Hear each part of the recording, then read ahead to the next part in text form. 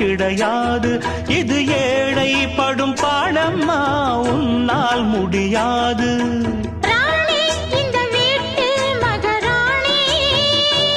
உங்க பாணி புது பாணி தள்ளிப்போனே. மணக்கு மல்லிகை மஞ்சத்தில் விரிச்சு கணக்கு பண்ணுங்க, கன்னி பொண்ணு இருக்கு மாமா.